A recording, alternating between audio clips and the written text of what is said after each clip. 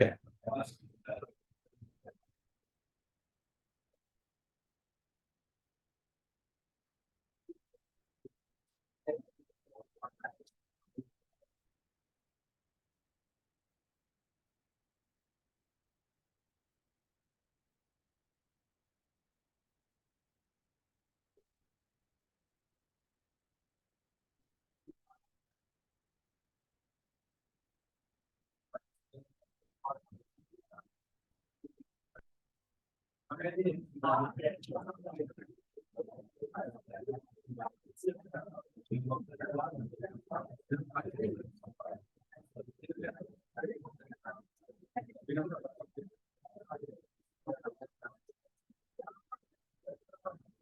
Okay, let's get started.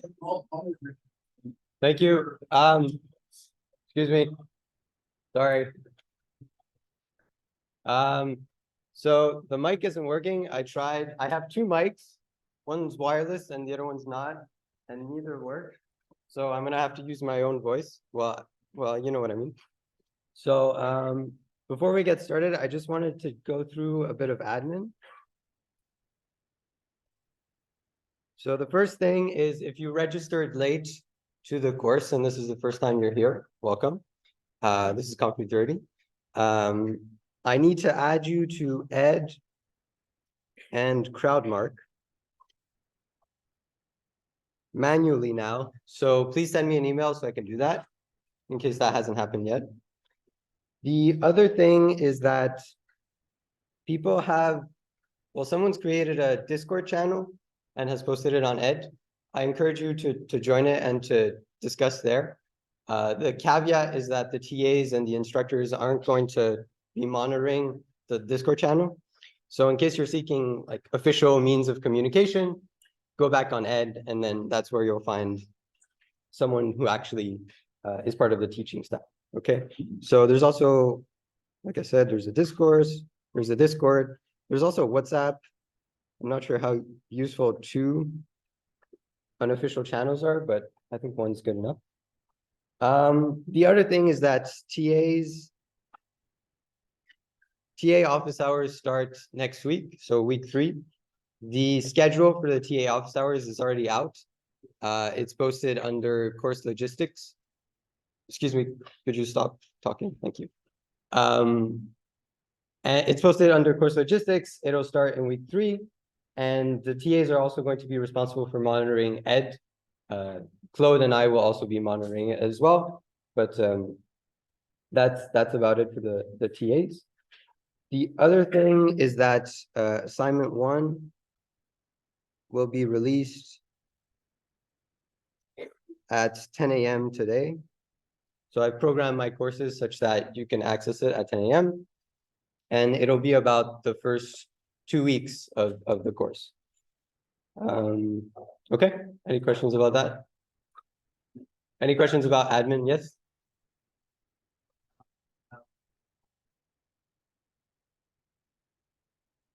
The entire assignment? No, not yet. No. Yeah. You'll be able to do the first 2 questions, I think. Okay, good. Any other questions? No? Okay. Okay, so the plan for today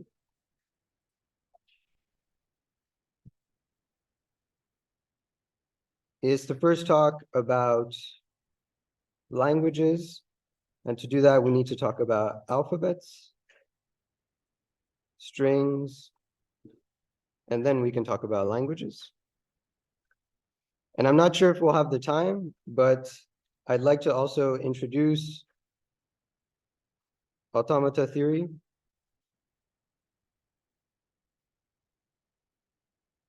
Okay.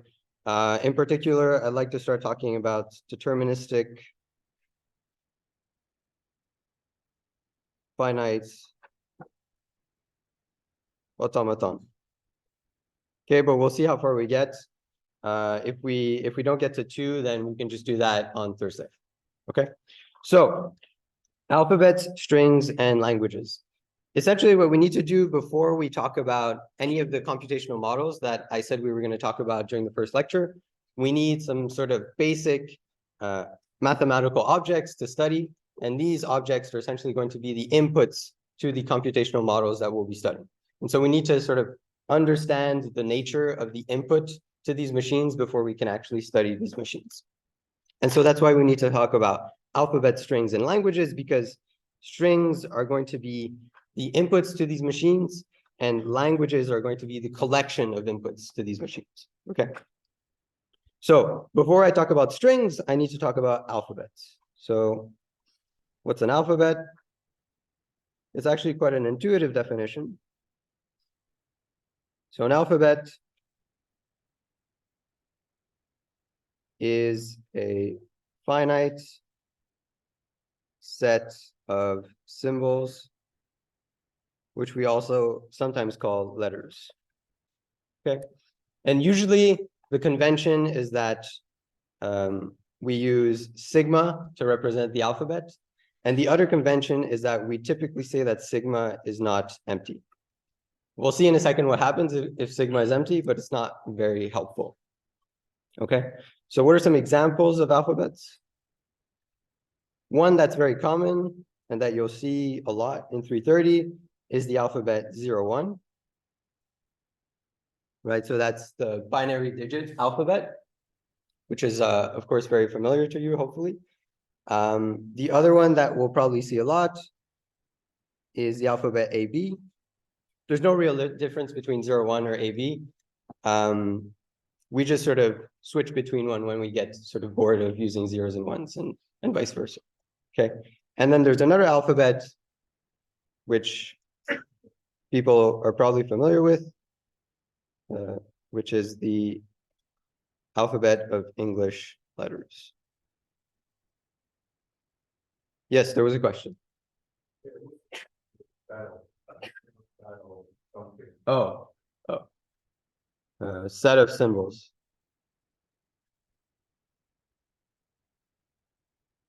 Okay, hopefully my handwriting is going to get better as the lecture goes on.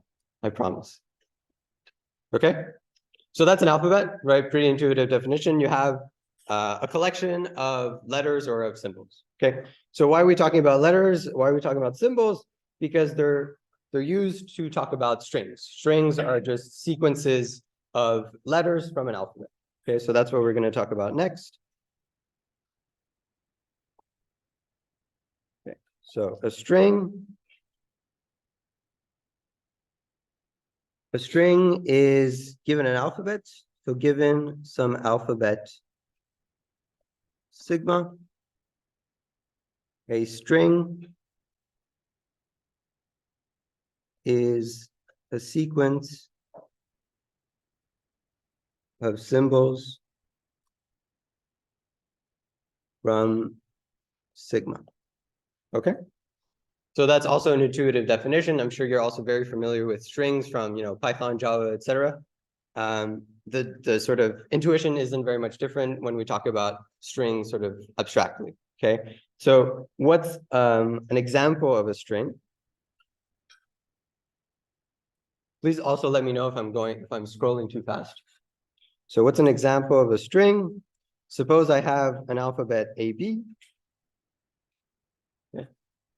Then one example of a valid string could be ABB, right? So this is an example of a valid string. The string is valid.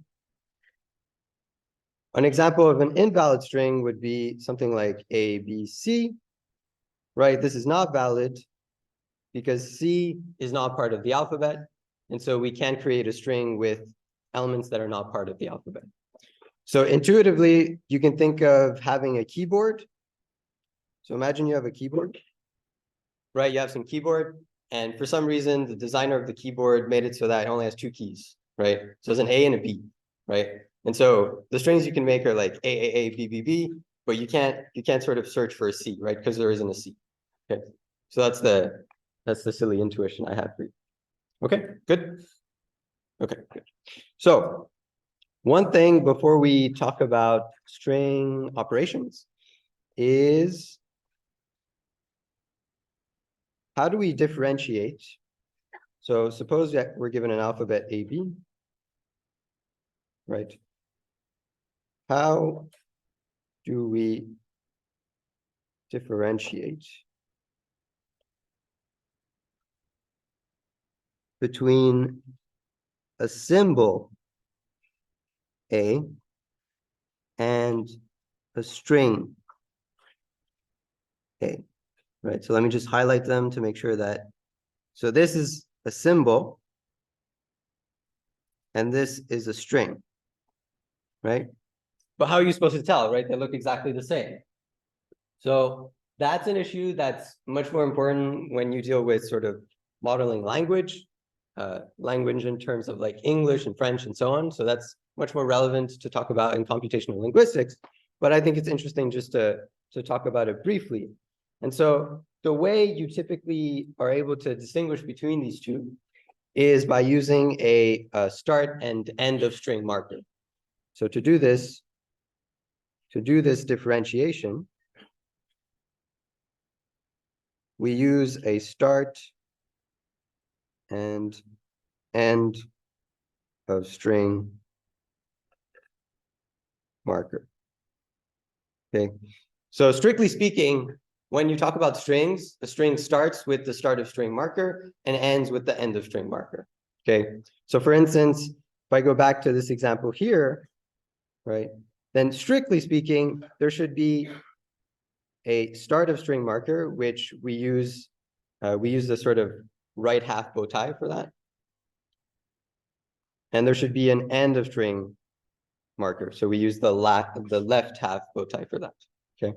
So this is the start of the string marker, and this is the end of the string marker. Okay.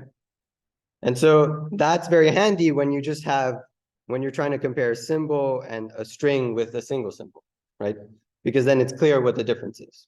So if you have this, then this is clearly a string because it starts and ends with the start of string, end of string marker, versus you have this A, so this is clearly just a symbol.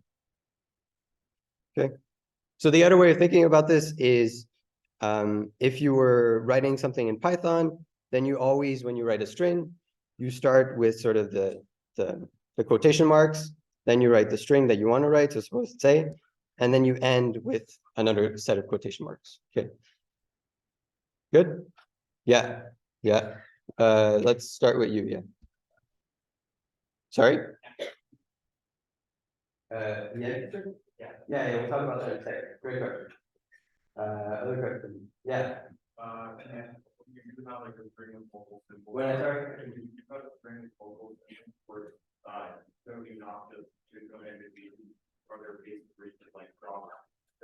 yeah, absolutely. Yeah. So we really only use the start and end of string marker for differentiating these two. And even at that, in this course, we're not really going to use the start and end of string marker. This is just sort of an FYI. Yeah. But there's something that someone alluded to, which is what happens if there isn't anything between these two markers, and that's when you have the empty string. But we'll talk about that in a second when we talk about string length, because that's sort of a natural way of talking about the empty string. Okay, good. Any other questions about this? No? Okay. Oh, yes, yeah.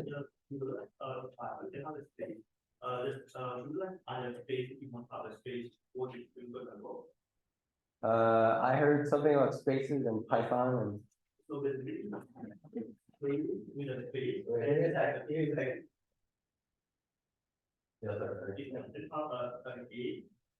a space, then we to the space now. No. For 30, you don't space.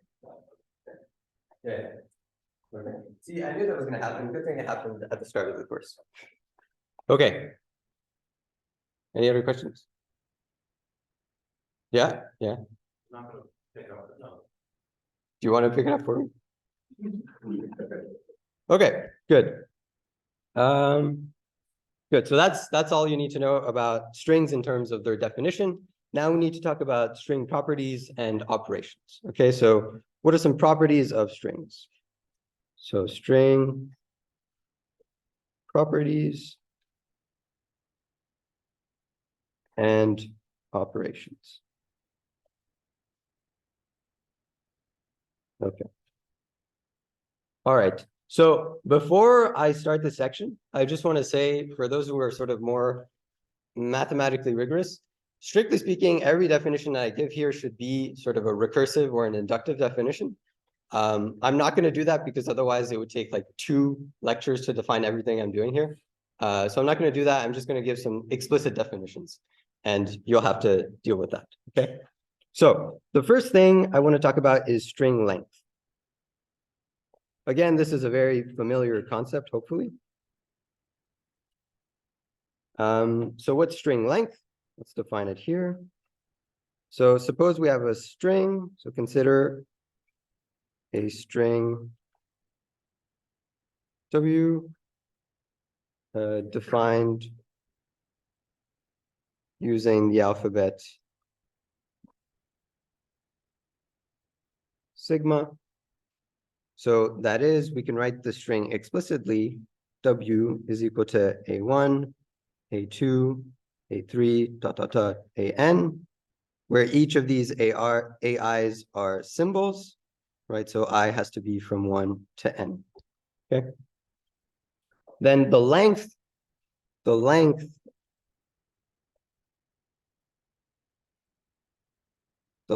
W, which is denoted typically vertical bar W vertical bar, is the number of symbols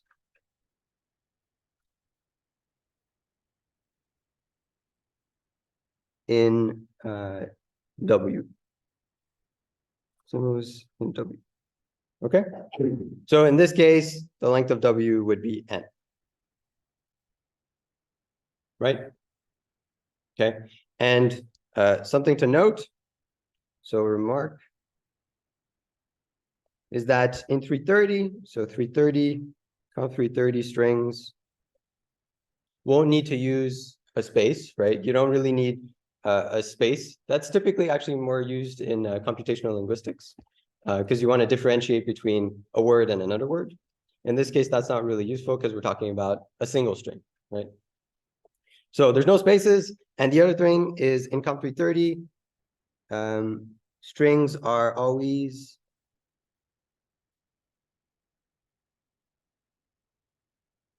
of finite length. Okay. So in other words, you can't have an infinite string. Infinite strings are very interesting, but that's a whole other class, which Prakash teaches sometimes. Okay. Okay, good. So now we can sort of intuitively talk about, well, what happens if the length of your string is 0, right? In that case, we have a very special string, right? So this definition is going to be about the empty string. Okay, so given an alphabet sigma, the empty string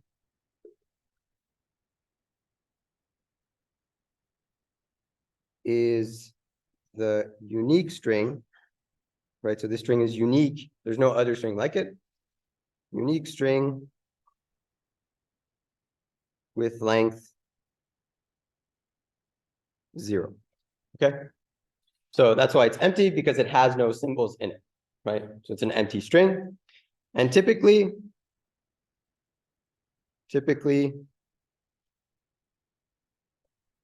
we denote the empty string as epsilon, okay? In some other classes, you use lambda. We're not going to use lambda here because I'd like to talk about lambda calculus, and then it'll get confusing. So in our case, we're going to use epsilon, okay? So epsilon, essentially, if, again, we talk about sort of Python, for those who are sort of more applied and need a concrete example, it's as if you were declaring a variable x, and that variable was just start of like the first quotation mark, and then the second quotation mark, and there was nothing in between, right? So it's the only string where there's no symbols in it. Okay. Good. Okay, good.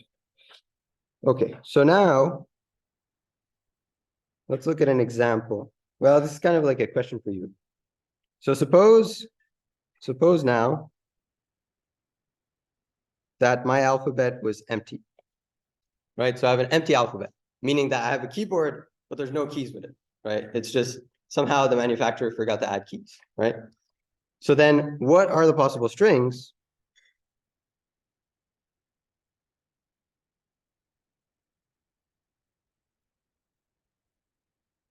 that can be created using this alphabet? Any takers? Yeah.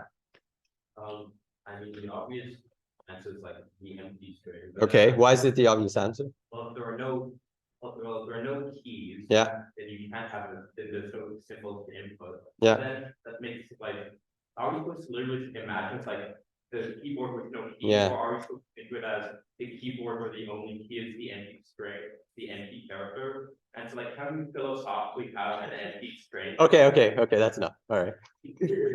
Now the first part of the answer was good. Then you just started to talk about philosophy. So the first part of the answer was excellent, because that's the part where you weren't kidding. And so what essentially you were saying is that, well, the only string with no symbols in it, right, is the empty string, right? By definition, that's what the empty string is, right? So if you have an empty keyboard, then the only thing you can do is declare an empty variable. Okay, and I don't want to get into like the intricacies of how you do that. Okay. So the only string that could be created using the empty set as an alphabet is the empty string. Okay. Okay. Good. Is that clear? Yeah. Is the empty set going to be empty set? Or the empty string will be empty set? Well, yes, two questions. So the empty set is a subset of all sets, right? So the empty set is a subset of the empty set. The empty string does not belong to the empty set because no element belongs to the empty set. Okay. Yeah, good. Yeah. Moving forward in the course, yes.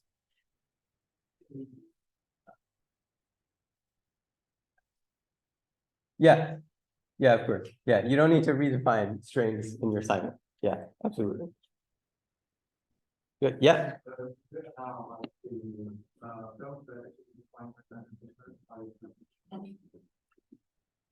Typically, is the question, do you need to assume that the alphabet is not empty?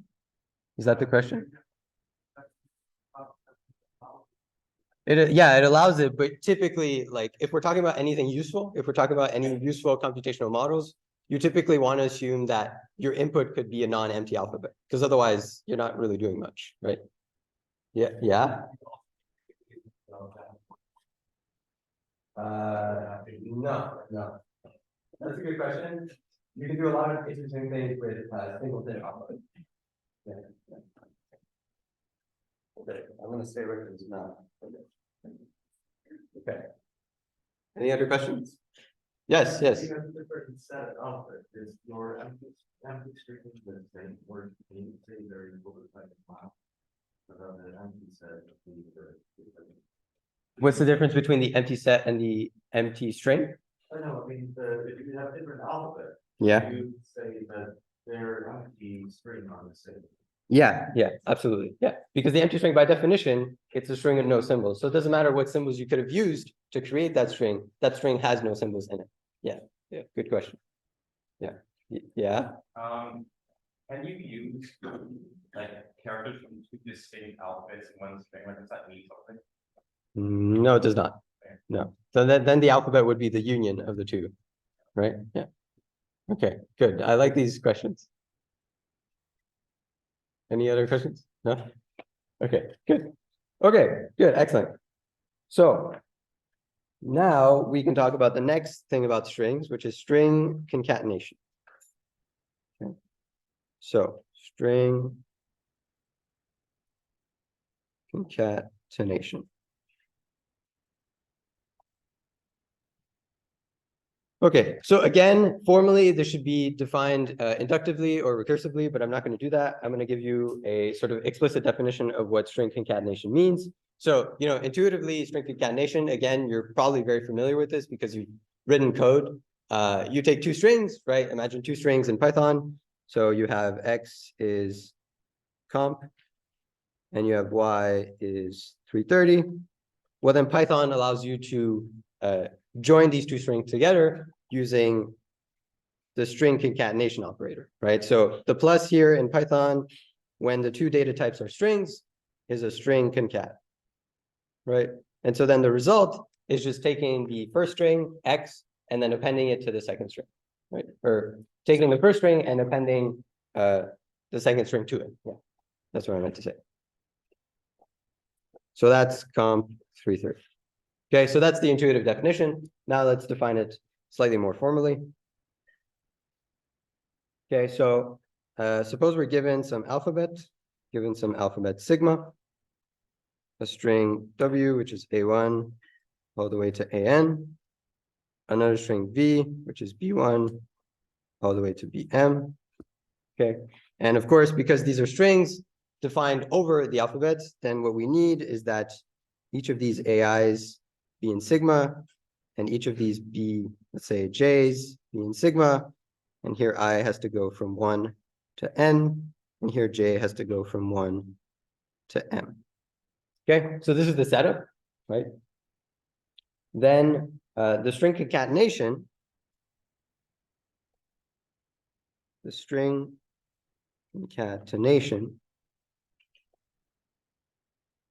of W and V is the operation by which you append V to W, right? The operation by which you append V to W. Okay, so this is written formally as W dot V, right? So we use the dot to sort of as the notation for the string concatenation. Typically, we're going to just drop that and we're just going to write WV. And then so the result of WV is going to be the symbols in W, right? So the symbols in W which remain intact. So it's A1 all the way to AN. And then the symbols in B. So then that starts at B1 and that goes all the way to BM. Okay. And so in this case, it's actually useful again to talk about the start and end of string marker. It's as if, right? So remember, it's as if we had the start and end of string marker for both strings. But now when we concatenate these two together, we just drop the end of string marker for W and the start of string marker for V. We drop those and we just merge the strings together. Okay. And that's string concatenation. Okay, is that clear? Yeah.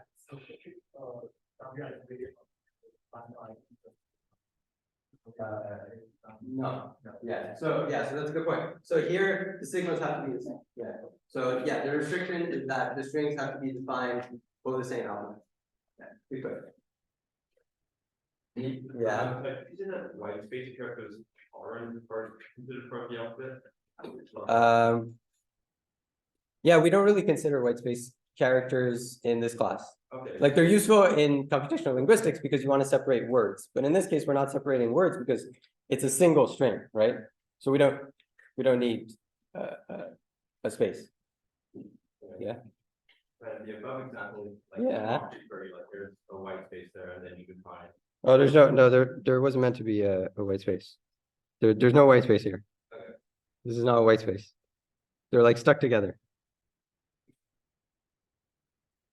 I saw another question. Yeah.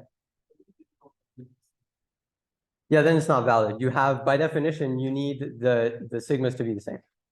Yeah. Yeah. Absolutely. That's a great question. What would happen? So, that's a great, awesome. Okay. Oh, excellent. Okay.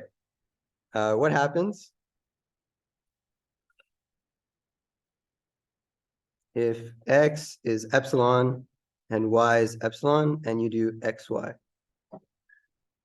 What happens? What? Epsilon. Why is it still epsilon?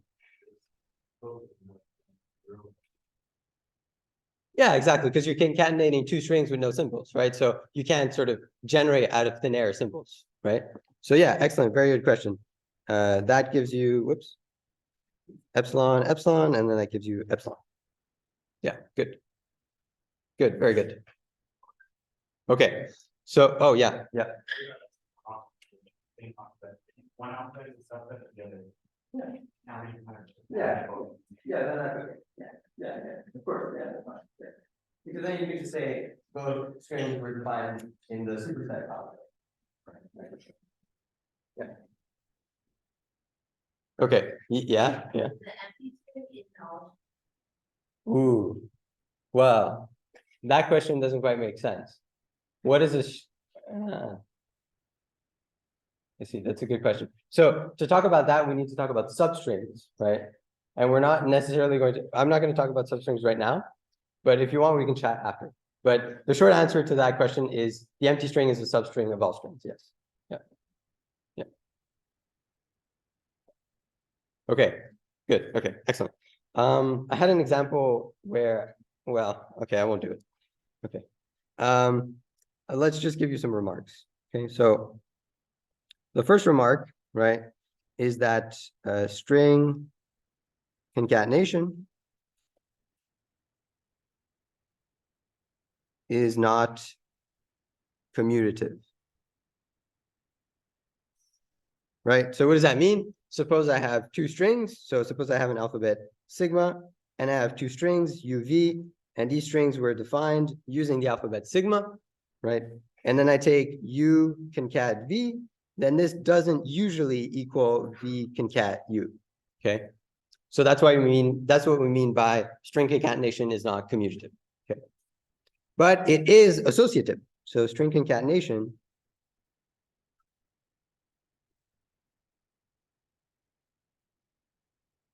is associative. Okay, so what does that mean? Suppose I have an alphabet and I have U, V, and W, and I need to concatenate all of the three strings together, right? But string concatenation is a binary operator, right? So what I can do is I can take U and then concatenate it with V, and then take that result and concatenate it with W. Okay. Or equivalently, I could start with V, concatenate that with W, take that result and then append it to U. Okay. And these two things are going to be the same all the time. Okay. So this is for any string and for any alphabet. Okay. So that's why we say that it's associative, and that's why we say it's not commutative. Okay. The other thing is a comment about the empty string, which goes well with the question we did here. So another remark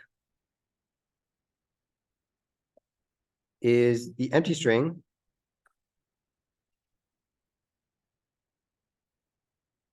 acts as an identity for the string concatenation. Okay, so what does that mean, right? That means that if I have an alphabet sigma and I have a string x, right? And I take the empty string and I concatenate it with x, well, this will still be x, right? And similarly, if I take x and I concatenate it with the empty string, then that'll also give me x. Okay. So that's what I mean by the empty string is the identity for the string concatenation. The last thing I want to remark about the string concatenation is what's the sort of way that string concatenation and string length interact. Okay, so suppose I have an alphabet sigma and I have two strings that are defined using that alphabet. So I have x, y, and I take the concatenation of x with y, right? And I take the length of this string, then this is going to equal the length of the first string plus the length of the second string. Okay, so we're going to take this as a fact. You could prove this by induction. I'm not going to do that. I don't want to waste 20 minutes on a very easy induction proof. Okay, we'll do an induction proof next class though, and that'll be fun. Good. Okay, so that's all I wanted to say about string concatenation. The last thing is more of a sort of notation shorthand. So what does that mean? Okay, So,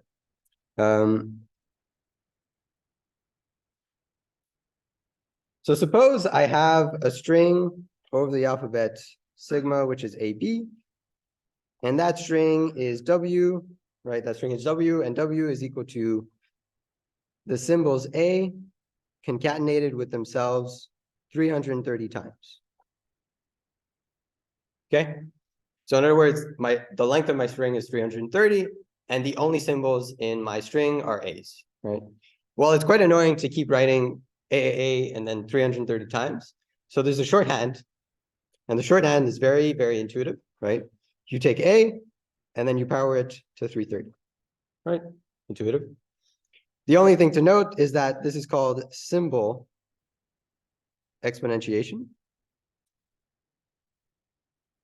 Okay, symbol exponentiation. So it's not real number exponentiation. So like this isn't, you don't treat this like a variable powered to 330, right? It's a symbol. It just means that you were written out 330 times the symbol A. Okay, and that's your string. Okay, and should I define this formally? Yeah, I could define this formally. So this will be a good opportunity to show you what I mean by inductive or recursive definitions. So formally, if I have a to the n, right, then how do I actually define this, right, for some n in the set of natural numbers? So if I take a to the 0, right, then this is defined as, right, so notice the change in notation. When I use this, I mean defined as. Okay, some people also like to use equal and then a little triangle above it, which is also quite nice, but I'll use this notation. Okay, and so a to 0 is defined as the empty string. Okay, and intuitively that makes sense because a to the 0 means that you're writing out a 0 times, so there's no a there, and so the string is empty, right? And then how do you sort of build up new strings like this? Well, if you have a to the n plus 1, then this is defined as taking a n and then concatenating it with a. Okay, and so this is the very first of many inductive or recursive definitions.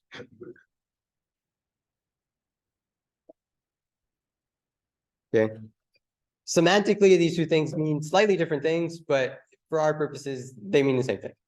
Yeah. Yeah.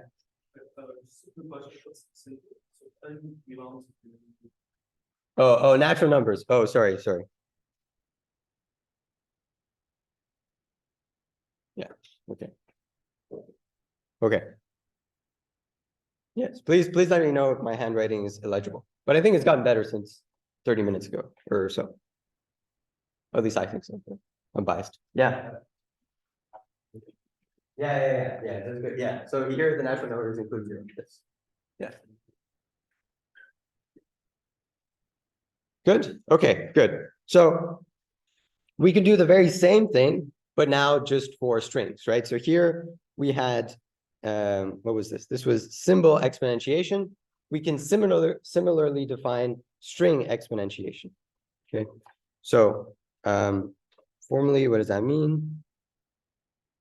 Formally, string exponentiation.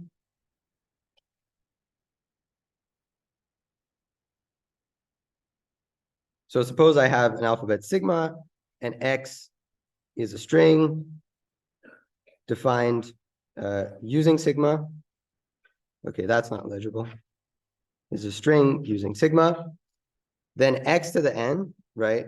That's just x concatenated with itself n times. Okay. And so again, formally, you could write that as x to the 0 is defined as the empty string, and x to the n plus 1 is defined as x to the n concatenated with itself. Okay, so this just makes notation much easier, and we'll use this a lot actually. So for instance, you'll see in a second examples where you have strings like a to the n and a to the n, b to the n. So this is used a lot, especially when you want to sort of make the definition of a language much more compact. Okay. Okay, so now, just a quick exercise as a sanity check to make sure that this was clear.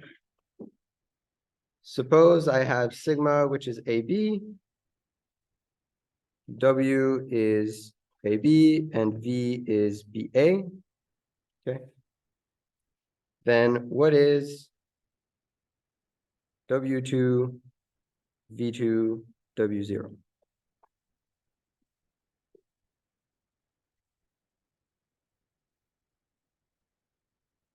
Blank stares. Oh, that's good. Yeah. Right, yes, very good. Okay, so W2, V2, W0, that's equal to AB2, right? So writing out AB twice, and then BA2, so writing out BA twice, and then anything to the zero, right? You're just writing out that string 0 times, so that's the empty string, right? So you concatenate that with the empty string. And then AB power 2, that means that you're writing out AB twice, so you get AB, AB, and same thing for BA, you get BA, BA. And the nice thing about the string is that it's actually a palindrome. Right, so a palindrome is a string that's the same if you read it from left to right and right to left. Okay, good. Okay, yeah.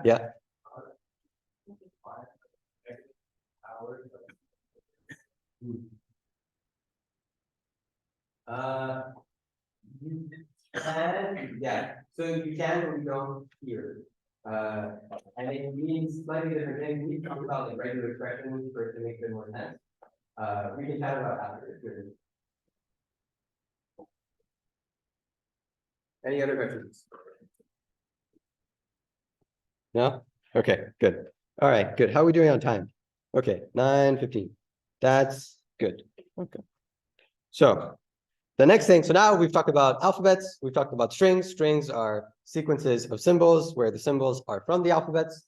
Now we can talk about collections of strings, right? So collections of strings are called languages. Okay, so let's define this formally. Right, so a language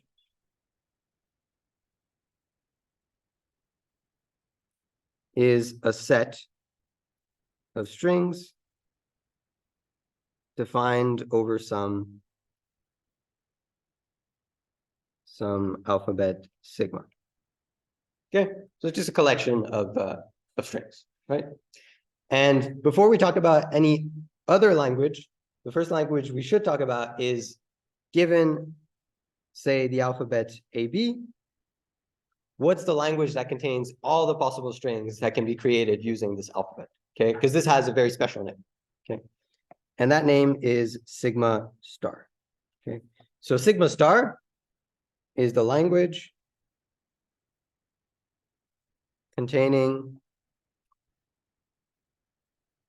all strings defined using sigma. Okay, so what does that mean? That means that sigma star contains all the strings of length 0.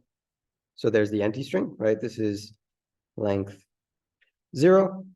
Then it contains all the strings of length 1. So that's A and B, right? So this is length 1. Then it contains all the strings of length 2, right? The strings of length 2 for AB are AA, AB, BA, and BB, right? And so on, right? So it contains all the strings of any length that can be defined using the alphabet A. Okay, so that's what sigma star is. And so we can actually provide an alternative definition to languages, right? So an alternative definition to language, so this could be the first definition, and this could be the second. A language L, so we need an alphabet, so given some alphabet sigma, a language L is a subset of sigma star, right? So in other words, L is a subset of sigma star. Okay, L is a collection of strings, that are defined over the alphabet sigma. And so naturally, L is just a subset of sigma star. Yes. I know you said you're only using finite alphabet for this course, but I'm curious. If you have an alphabet that is, can have find an infinite string, Yeah. the sigma star still mean something? Yeah, that's a good question. Yeah, that requires a lot of talking. So maybe we chat about it after. Yeah, because I don't want to sidetrack the class, but that's a great question. Yeah, very good question. Yeah. That language have an infinite number of strings. Oh, absolutely. Yeah. Well, is sigma star infinite? Yeah, right? Sigma star is infinite because you can have a string of arbitrary length, right? And so, of course, if L is a subset, then there's no restriction on what L could be. So it could be either finite or infinite. Yeah, good. Good question. Yeah.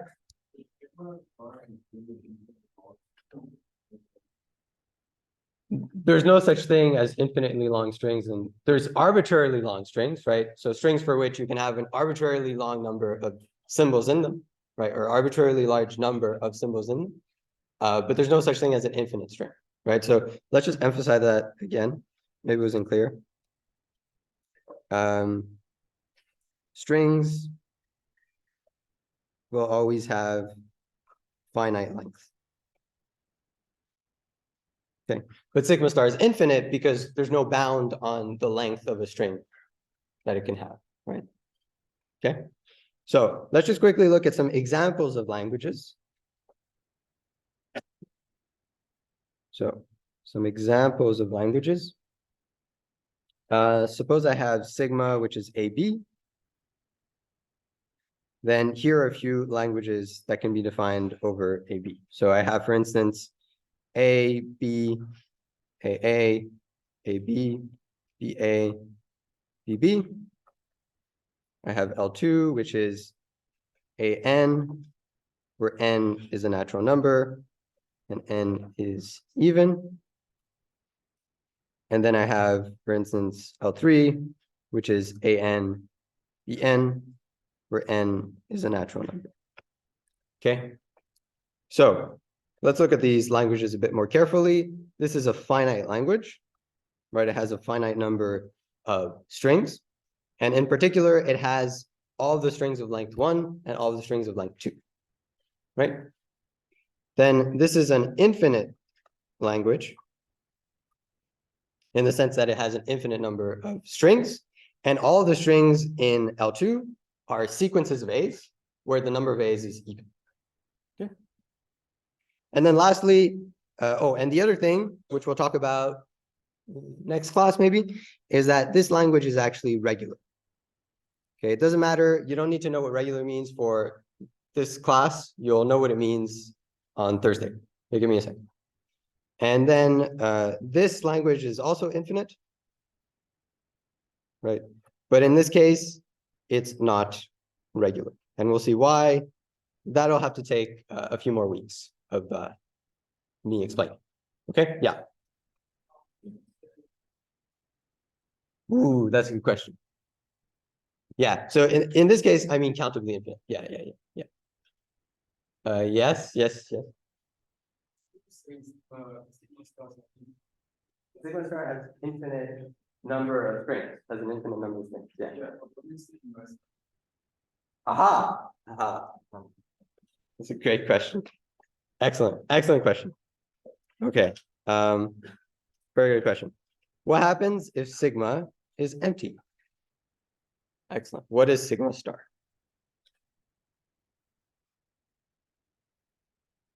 Is it, sigma star is equal to the empty set, the empty string? No, right? Yeah. Yeah, very good. So it's the language which contains as its only string, the empty string, right? Because the only string that I can create using the alphabet, the empty set, is the empty string. Okay, excellent question. Very good question. Yeah. Okay, good. Any other questions? Oh, yes. Are these strings of different alphabets considered equal?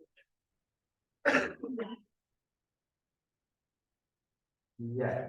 Well, our empty string, yes, because the empty string is the unique string which has no symbols in it. Yeah, so regardless of what symbols you can have. Yeah, good question.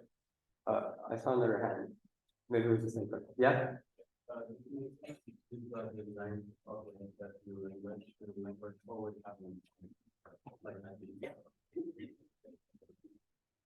No, a language does not always have length of each one because this is a valid language. Right? And it has length 0. Yeah. So no, it doesn't always have to have length 1.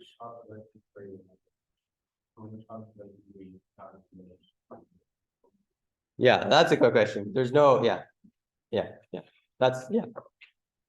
Yeah.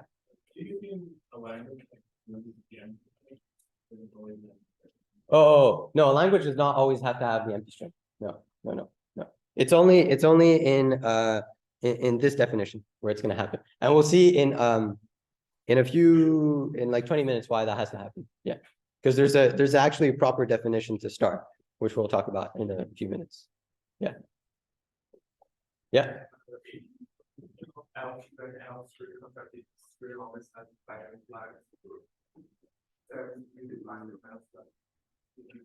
You're saying that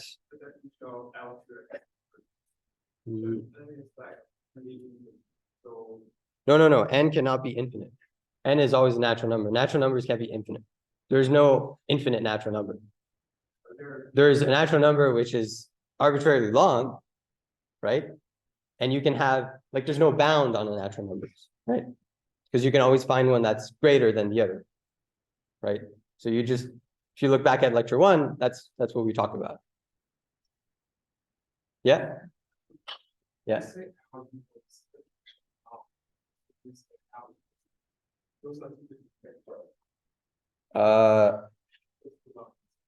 These 2 lines. Oh, yeah. Oh, this is a very important point. This is not equal to this. Yeah, that's a also very important. Yes. Oh, okay. Everyone's asking amazing questions. So happy. This is a language which contains no strings, right? So in particular, it doesn't contain the empty string. This, whoops, I got too passionate. This is a language which contains a single string, and that string is the empty string. Yeah. So when I talk about it, I'll usually say the language only containing the empty string, and then I'll say the language being the empty string, right? So I'll verbally say it. I don't want to sort of confuse you. Yeah. Good question. Okay. Okay, good. Okay. Excellent. So let's take a slight, should we pause here? Yeah, I think I'd like to pause. I'd like to pause for a second. So let's pause. And let's ask each other, who cares? Or let me ask you, who cares about languages, right? So why are we talking about languages, right? During the first lecture, my whole speech about why you should take this course and why it's amazing is because we're going to talk about problems, right? Problems. And that we're going to talk about problems which are uncomputable, right? For which there isn't a general purpose algorithm, and that are computable, right? So for which you can create an algorithm that solves an arbitrary input to that problem, right? So what's the connection between a language and a problem? Okay. Well, to talk about the connection between a language and a problem, I need to talk about a decision problem. Okay, so I need to formally define this because I didn't really during lecture 1.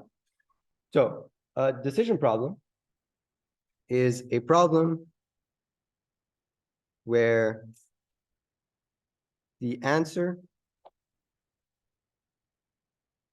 is yes or no. Okay, so for example, this is a decision problem. Given a number n, which is a natural number, okay, is n even? Okay, so this is like an example that you probably saw in Comp 202, right? How do you check that a natural number is even, right? So this is a decision problem because given some number, I can say yes if that number is even, and no if that number is not even. And you can just check, but you can just solve this problem by checking what the remainder of it is when you divide it by 2, right? So I'm sure you've all done that. Now, what's the connection between a decision problem and a language, right? And the connection is quite obvious when it becomes explicit. So the connection is that languages and language membership, right? So language membership is asking whether a string belongs to a language, right? Languages and language membership are decision problems. And in fact, there's a one-to-one correspondence between decision problems that you can create and languages and language membership questions that you can ask about them, okay? So for instance, if we go back, we see that language L2, right, was a collection of strings, right, symbols, A's, right, strings that only contain the symbol A, and the length of those strings was always even, right? And so now if I take L2, right, so I take L2, and now I ask, is an in L2, right? Then this is equivalent to asking, is n even, right? And so if I have a solution to this problem, then I have a solution to this problem, which is really this decision problem, okay? So that's the connection between the two, is that you can encode any decision problem as a language and a language membership question. Okay, so that seems slightly overcomplicated. Why don't we just talk about decision problems if all we care about is decision problems? And so that's a great question that I just asked myself. The reason why is because languages offer more flexibility. Okay, so what do I mean by flexibility? Suppose you have three languages, L1, L2, L3, right? So these are languages, you have some alphabet sigma. And all of these languages, you know that the language membership question that you ask is very easy, right? It's relatively easy to create an algorithm that solves language membership questions for each of these languages, right? So these are easy to solve for language membership.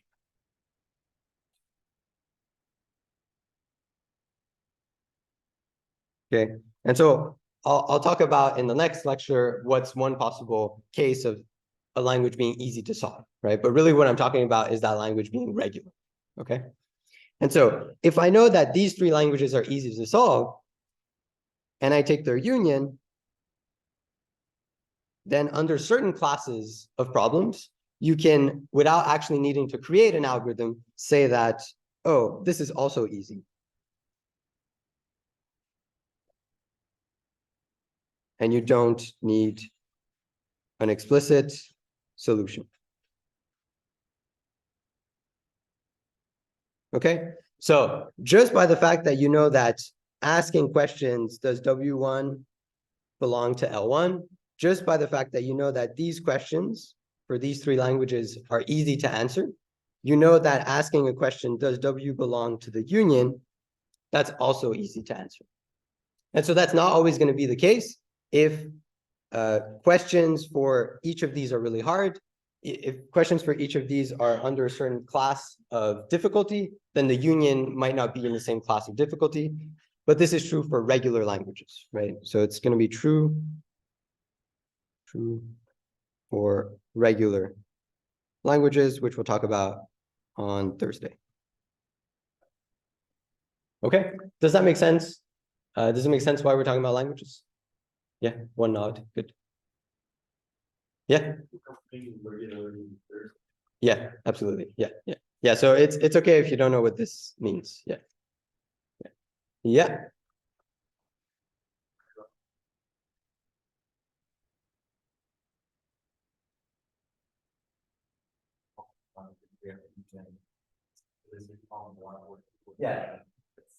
So I gave a silly example. So it seems like, oh, it's awesome. Can you just encode that into natural language and create a natural language for this decision problem? It isn't as obvious if you take more complex operational language, okay, which we'll see in the future. So that's true. I just gave the example. To get there. Yeah, that's a good question. Any other questions? Yeah, is that a hand? Or half a hand? Oh. Oh. True for regular languages. Yeah. Okay, good. Good. Okay. So the last thing I want to talk about today, right? The last, yeah, probably, is operations on languages themselves. So we talked about how we can apply operations to these simpler languages and make conclusions on them, but what are these actual operations? So that's where we're going to talk about next. Language operations. Okay. So the first thing is that all the operations from set theory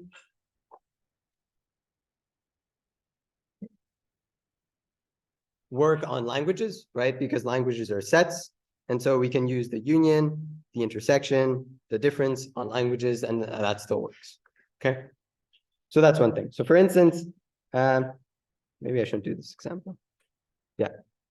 I won't do this example, but I'll write it in the notes for later because I'm running out of time. Okay. But if you know how to take the union of sets, you know how to take the union of languages. Okay. The other thing, which is specific for languages and which I'll do an example for, is language concatenation.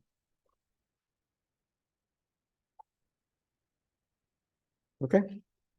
So language concatenation, what is that? It's sort of an intuitive generalization of string concatenation. So suppose I have some alphabet sigma, and I have languages L1 and L2, which are subsets of sigma star. Then the language concatenation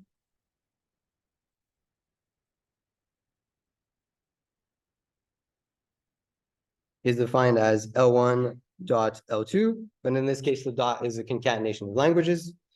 And this is equal to the set, right? The set of strings, XY, where X is in L1 and Y is in L2, right? So in other words, what I'm doing is I'm taking every single string in L1 and concatenating it with every single string in L2, right?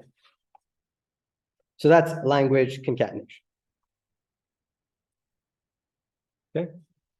So now I'll do an example for this. Yeah.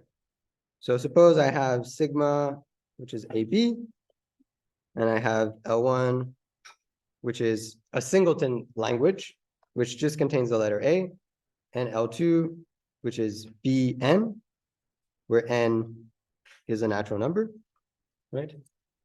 Then the result of L1 dot L2 is going to be taking the string A and concatenating it with every possible string in L2, right? And so what that's going to give is a concat Bn, right? Where N is a natural number. Okay. And so of course this generalizes to when you have more than a single string in L1. Yeah. Maybe L1 dot L2, and that would be the set of L1 before. Yeah. Oh yeah, that's very important. So much like string concatenation, L1, L2 is not the same as L2, L1, right? And you could just check that with this example, actually. If you did L2, L1, then that would be Bn, A, which is clearly different. Yeah. This language is probably the only depending on the. Yeah. I didn't get the last.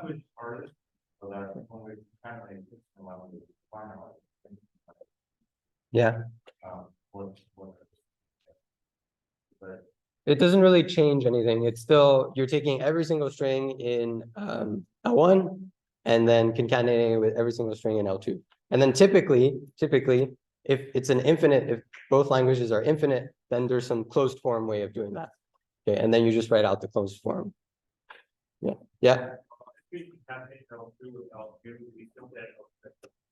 Ooh, that's a very good question. I'll talk about that in a second. But the answer, the quick answer and the short answer is this. Well, I'll talk about that right now, actually. Okay. Okay.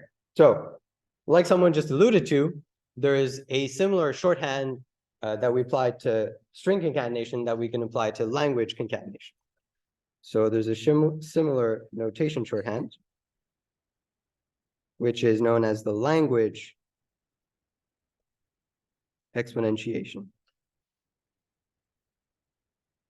Okay, so the language exponentiation is when you have some natural number n and you have L to the n, right? So L to the n is going to equal L concatenated with itself n times. And so formally, the way we define this is L to the 0, right? This is defined as the set containing the empty string. And so the reason for that is you're taking the language L and you're concatenating it with itself 0 times. So then the only possible string that can result from that operation is a string that has no symbols, right? And so a note, this is even true even if L is the empty set. Okay, so that's important to know because some students think that the empty set 0 is the empty set. That's not true. Okay, here we define it as the set containing the empty string. Okay, and then L to the n plus 1, that's defined as L to the n concat L. Okay. Okay. So for example, yeah, this is a good example to do. For example, if I have sigma is AB and I have L is AB as well, right? So the language just so happens to be the same as the alphabet. This doesn't always happen, right? It actually usually doesn't happen. And now suppose that n is greater or equal to, it should be 1, is greater or equal to 2, then L of n, right? That's concatenating L with itself n times. So that's an bn. Okay, there's a frown there. This is not right. Why is this not right? Yeah. Yeah. Good. Good. Excellent. Yes, yes. So this is not true, right? These are two strings that do belong in L to the n, but they aren't all the strings that belong to L to the n, right? So that's why I saw some frowns, which is good. That means that some people are with me. Because so this is not true. What L to the n actually is AB concatenated with AB concatenated with AB n times. Right? And so if you do that, then really what's going on is if you have a string x in Ln, that means that x is going to have n symbols, right? It's going to have a symbol from here, a symbol from here, a symbol from here, a symbol from here. So it's going to have n symbols, right? And each of these symbols ai is either going to be a or b, right? And so what Ln is actually going to be, right? So what Ln is actually going to be is the set of strings x that belong to the alphabet AB star, for which the length of x is equal to n. Okay, so this is the first time I write this notation, right? This, I'm just being slightly explicit here, and I'm writing the alphabet AB star, right? So this is all the strings that can be created using the alphabet AB. I'm saying that x is a string in that language, and I'm saying that the length of x is n, right? And so you'll notice that the reason why at the beginning I said that n should be greater or equal to 2 is because this was actually going to be true for n equal to 0 and 1, right? So that's why I said n greater or equal to 2. Good? Yeah, okay, good. All right. Okay, now this is an exercise for you.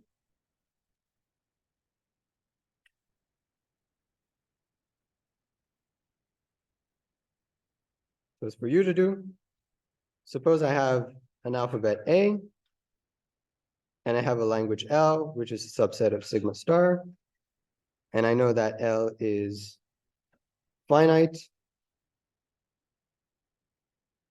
Then if n is greater or equal to 2.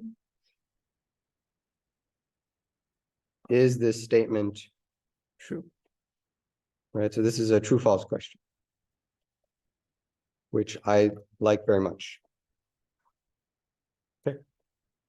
So try this at home or try it wherever, on the metro, on the bus, and come to office hours if you have questions about it. Yeah.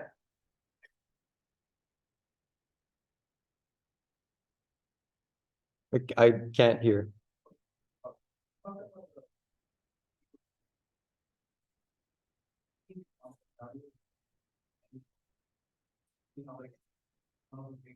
Yeah.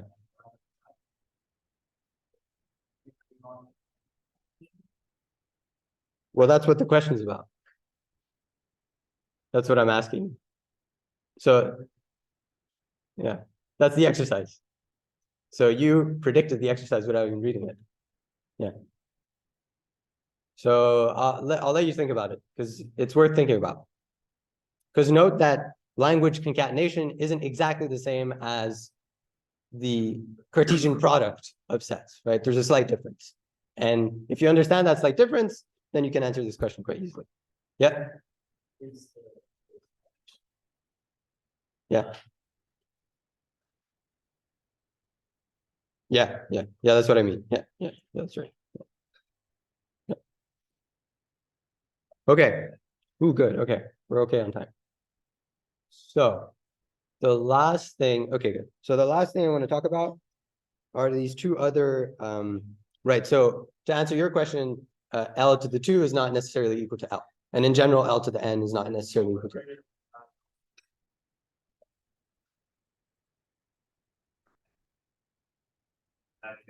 Yeah. Yeah. Yeah. Yeah, so it depends on the line. Oh.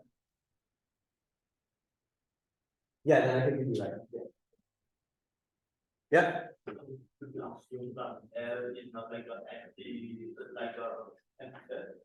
No, you don't assume anything.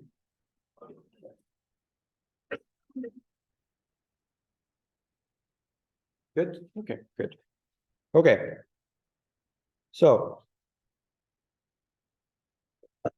the last thing I want to talk about are these two other operations which are very specific to languages, even more so than concatenation. So those are the whoops. Bless you. The star operator and the plus operator. Okay. So these are actually sometimes called the Kleene star and plus operator, named after Stephen Kleene. So notice the way I'm pronouncing it. It's not clean, it's Kleene. When I took this class, the professor pronounced it clean. And so I'd been pronouncing it incorrectly for 4 years until Prakash was like, you should pronounce it Kleene. And I was like, oh, okay. So the star and plus operator, what are these guys? So suppose I have some alphabet sigma and some language, which is a subset of sigma star, right? Then L star is equal to L power 0 union L power 1 union L power 2, and so on, right? So it's an infinite union. It's an infinite union that starts at 0 and goes until infinity, right? Of L to the I, right? So another way of actually writing it, right? So this is the definition. That's what it's equal to. An equivalent definition is L star is W1, W2, dot, dot, dot, Wn, where n can be greater or equal to 0. Wi is an L, and I is between 1 and n. Okay. And so you might be thinking, oh, that doesn't make sense. Why can n be 0, right?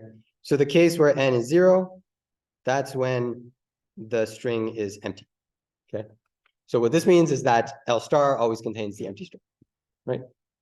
And so what you'll notice, right? What you'll notice, so this is nice because it circles back to the start of the lecture, is that sigma star, right? So we defined this, initially this was just a single atomic unit, And I'd said that sigma star was all the possible strings that can be created using the alphabet sigma. But actually what sigma star can also be, it's exactly the star operator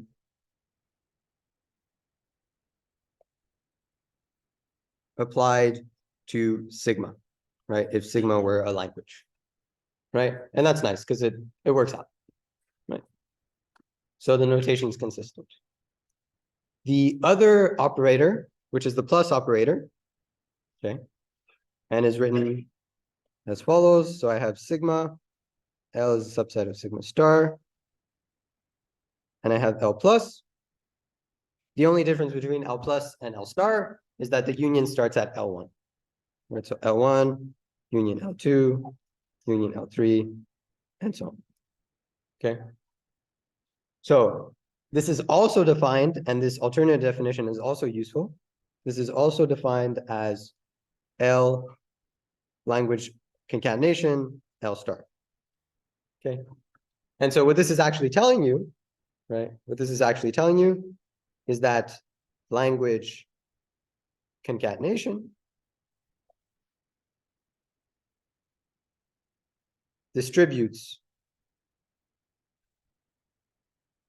over language union.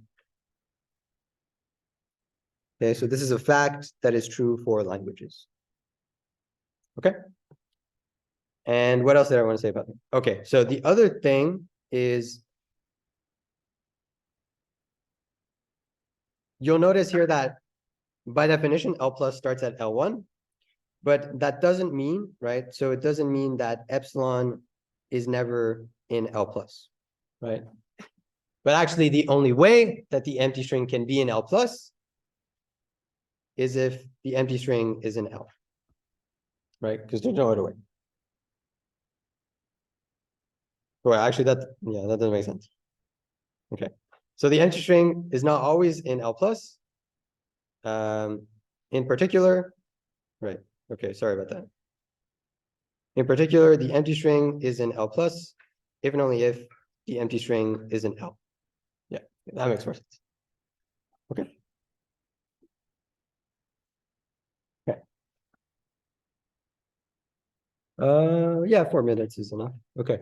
So I'll just do an exercise with this and then I can let you go. So the question here is how many strings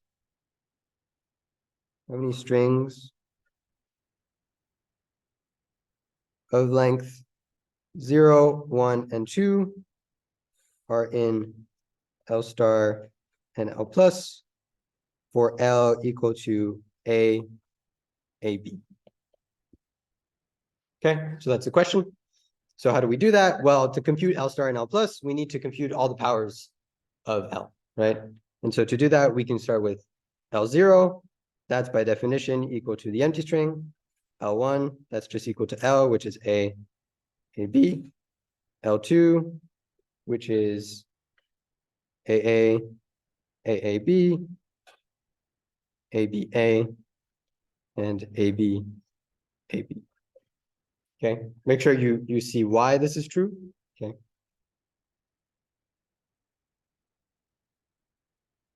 And then I don't need to keep computing the other powers because all I'm doing is looking for strings of length 0, 1, and 2. And I know that at L3, I'm going to have at least strings of length 3, right? So there's no point in continuing, right? And so then for L plus and L star, the strings of length 0, 1, and 2. While the strings of length 0 for L plus, there aren't any. For L star, there's the empty string, and that's the only possible answer, right? For strings of length 1, it's the same for L plus and L star. It's A and A. And then for L2, it's also the same. It's AB, AA, and AB, and AA. Okay. Okay, good. Okay, excellent. And then finally, some final properties about the star operator.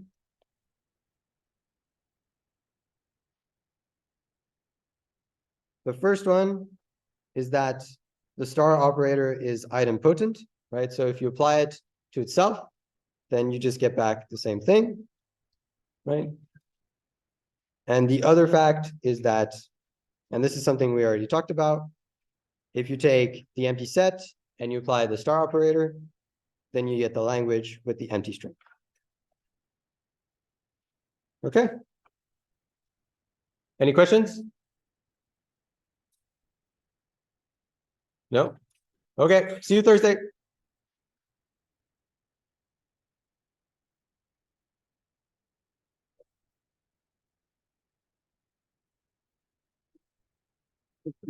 Yeah. I'm saying that L star.